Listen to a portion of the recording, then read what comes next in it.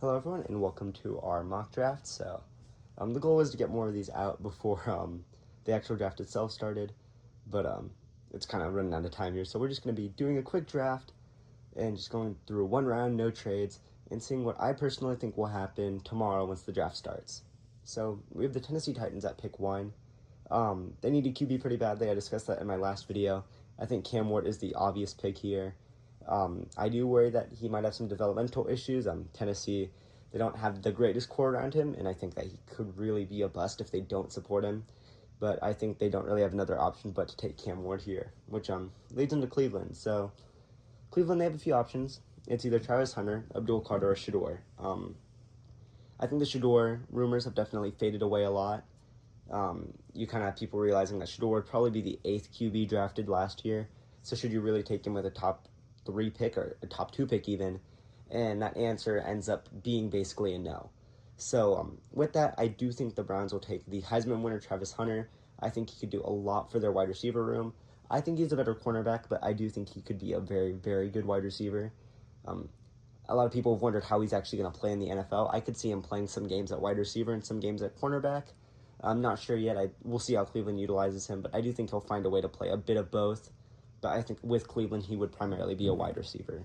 So that is Travis Hunter at pick 2. Next with the Giants, it's been pretty obvious recently that it's probably going to be Abdul Carter. He had his visit with them. He gave tons of props to Lawrence Taylor and the Giants organization. And it's looking like he does want to end up playing there. And I think New York has a kind of weird system where they need a powerful linebacker. They need a strong side one. And with Brian Burns and Abdul Carter, those are kind of two lighter guys. You don't really know what Kayvon Thibodeau is going to end up going. He could get traded.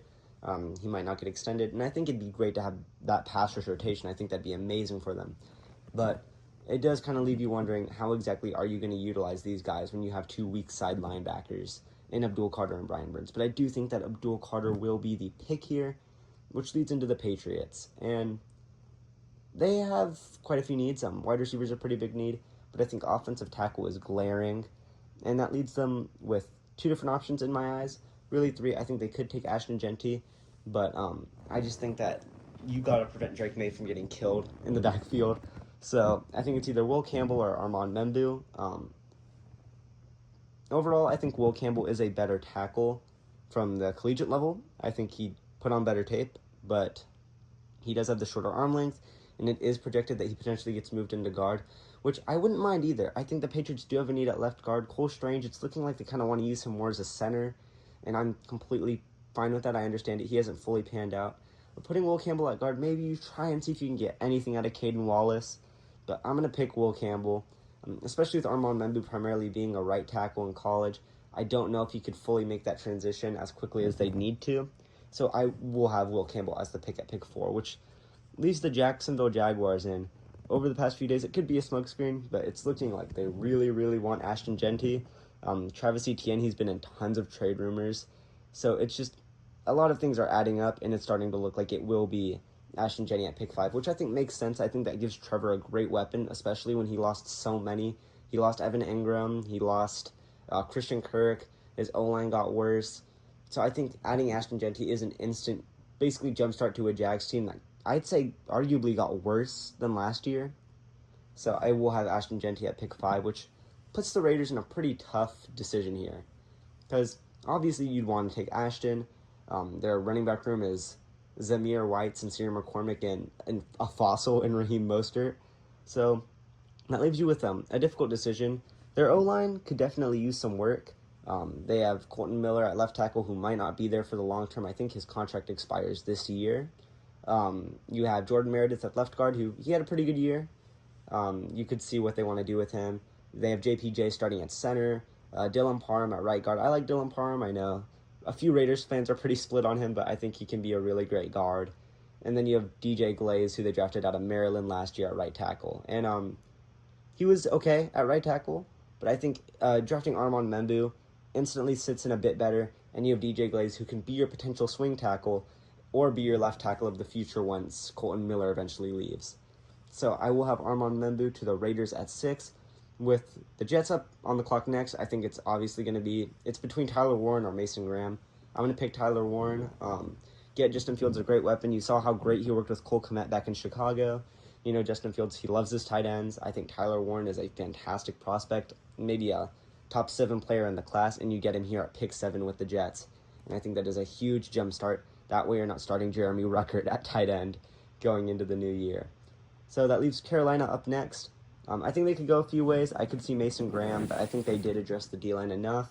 And that leaves between edge and wide receiver. I'm going to go ahead and say that they don't take wide receiver. They did draft Xavier Legette first round last year. And yeah, they didn't do much to address wide receiver in the draft. I do think that they want to kind of bet on their younger guys and maybe take a wide receiver later. So I'm going to have them take, Jalen Walker. I think they could still take cornerback. The cornerback room is not the best. But Jalen Walker, I mean, he can do anything. He can play off ball, which is kind of a need for them. He can play edge. Jadeveon Clowney is about to be a free agent. So is DJ Wonham. Patrick Jones, they signed him, but he's not a permanent thing. He's just a rotational rusher.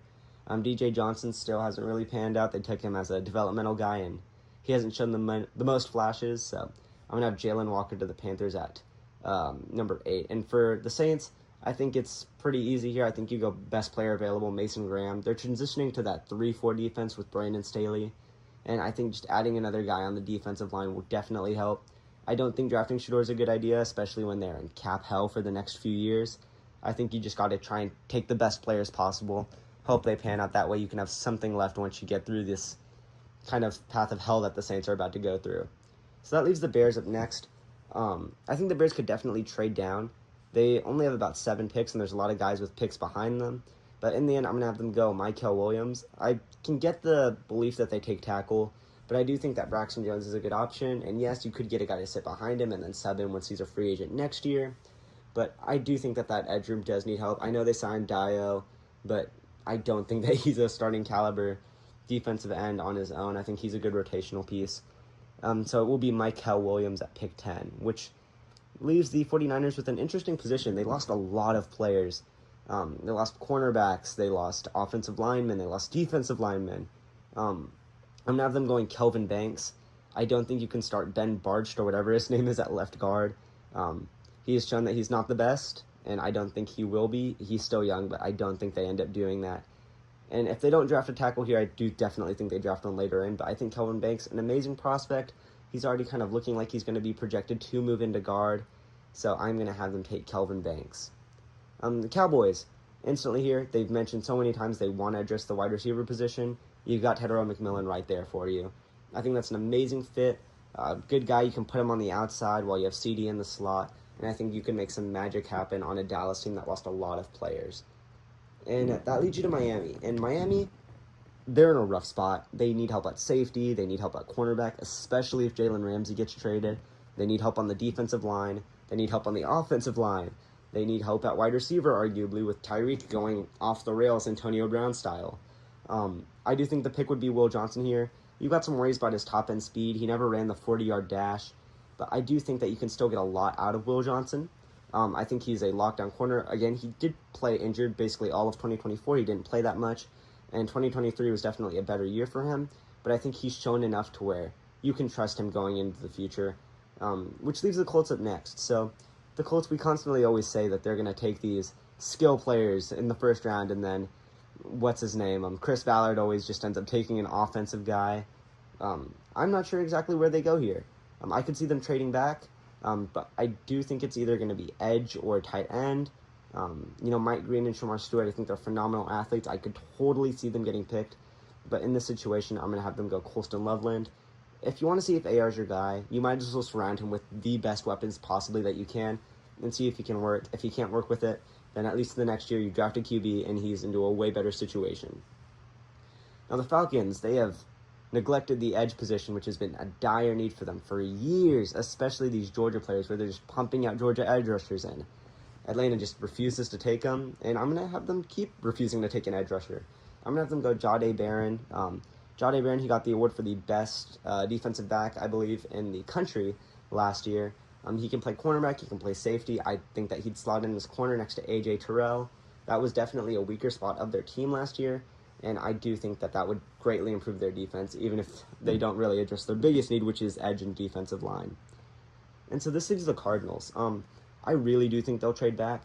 they've done so many interesting moves, bringing in veterans like Dalvin Tomlinson, Calais Campbell. I think their edge room is very stacked, and I don't think they're going to draft one. I could see them drafting a linebacker, Jahad Campbell, maybe. I think he's a phenomenal player. He can play off-ball or on the edge. But I think offensive tackle is a big need for them. And I want to say Josh Simmons, but he has that injury history. So it's like, where exactly do you go with this team? In this current situation, I'm going to have them take Jahad Campbell. I think that he could slide in right next to Mac Wilson. He had a good year. Just great, making that defense better if you want this team to take the next step, which they could have. They were like 6-4, and they fell apart in the second half of the year. Now the Bengals, I'm just going to have them take Mike Green. Now, let's not pretend that edge is the only need that the Bengals have, and I could totally see them not going edge. They have great needs on their interior offensive line. They need guards. They need a center for when Ted Karras inevitably retires, because I think he probably has 2 years on him max. They need safety, someone to compete with Geno Stone. It appears that they really, really want someone to do that. But, I think they definitely will take edge right now, but don't be shocked if you see them attack the offensive line in the draft, especially early on, which leaves Seattle. I think they take Matthew Golden. They do need wide receiver help. They signed Cooper Kupp, which I always thought was kind of weird because you have JSN, who really emerged as this really great slot receiver, and then you sign Cooper Kupp, who's also a slot receiver. And I don't think you're moving Cooper Kupp to the outside unless you want him to fall apart instantly. So that makes me think that they want to move JSN outside. I think you draft Matthew Golden, and that makes that change a little bit easier for them to go through. So Tampa Bay, I think they need help at edge. I think they need help at defensive back. Basically everywhere on defense, but I'd say safety. So with that, I'm going to have them take Shamar Stewart. They did sign Hassan Reddick, and they have Yaya Diaby. They drafted Christian Braswell last year in the second round. I think he has a lot of potential, but I don't think you can bank on Hassan Reddick and Shamar Stewart. He can fix maybe that interior line, if that's what you want him to do, if you want to slide him next to Kalijah Kancey, or he can try and play outside. I think he's very versatile with what you can do with him, and so I'm going to have the Bucs take him at pick 19, which leaves the Broncos. I think they absolutely take Amari Hampton, running back out of North Carolina.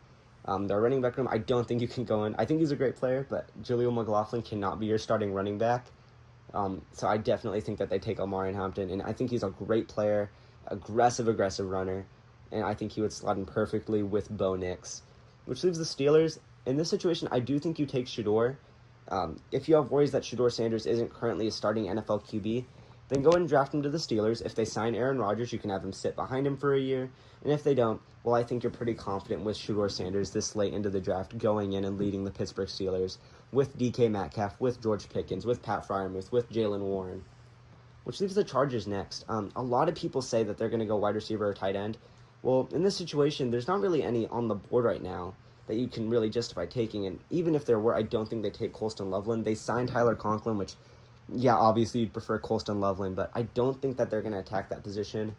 You know, Jim Harbaugh, I think they take defensive line. They lost Pino Ford, who was great for them, and I'm going to have them take Derek Harmon. I think he's a very, very good run stuffer, and I think he can rush the passer well and develop into an amazing defensive lineman. You saw LA. I think that they don't have the strongest defensive line room, and I think that they could greatly improve on that, and I think that Derek Harmon would be a great fit. So which leaves Green Bay. I'm going to have them continue a run on defensive linemen. I'm going to have them go Walter Nolan.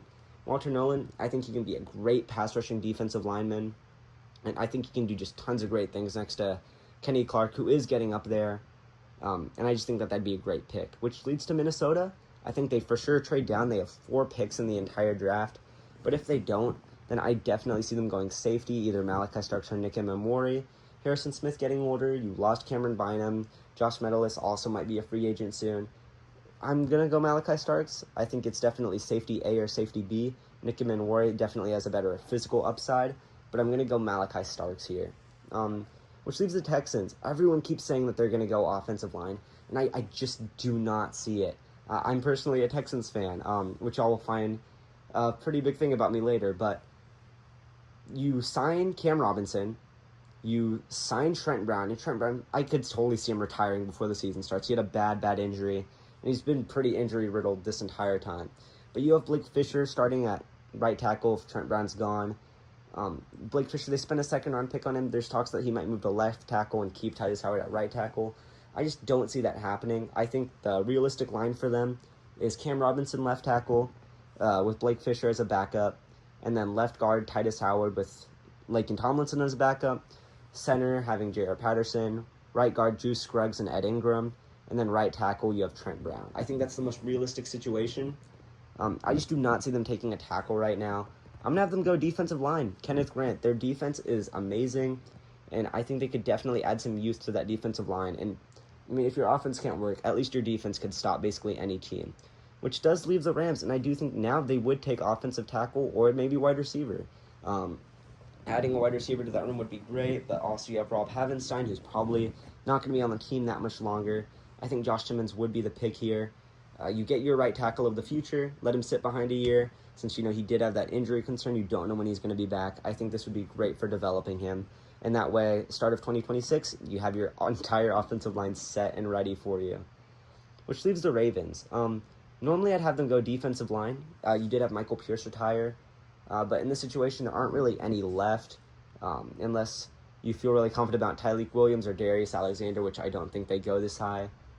Which I think would leave them to take edge. You have Adofe Owe, who is going to be an expiring free agent. You can't really bet that Kyle Van Noy is going to be on the team forever. So I do think that they'd take James Pierce. He does have some character concerns, but I think you're sending him into an area with some veterans, with some savvy guys, even just off the edge room, Roquan Smith, who can definitely lead him down the right path and get him to be the best version of himself, kind of like how they did with Jalen Carter in Philadelphia. You've got a lot of professionals there, and I think they can lead him down the right path to be a great player in the NFL someday. Which leaves the Lions next. I think this is a tricky situation. I can see them going wide receiver. You have J-Mo, who broke out finally, and you have Amon-Ra. You do have Tim Patrick, but can you really rely on Tim Patrick to stay healthy? This was kind of an outlier year. I could see them going interior. You always have worries maybe about Taylor Decker or Frank Ragnow being healthy. In this situation, I'm going to have them go Donovan Ezeraku. I think they could definitely add to their edge room. They were able to hold up for a bit once Hutchinson got hurt, but just those injuries, they gutted them. But still, I don't think you have Marcus Davenport starting on your other side of Aiden Hutchinson. So I do think that they take an edge rusher, which, again, leaves Washington in a weird scenario where I think edge is their biggest need right now. But is there really a guy worth taking?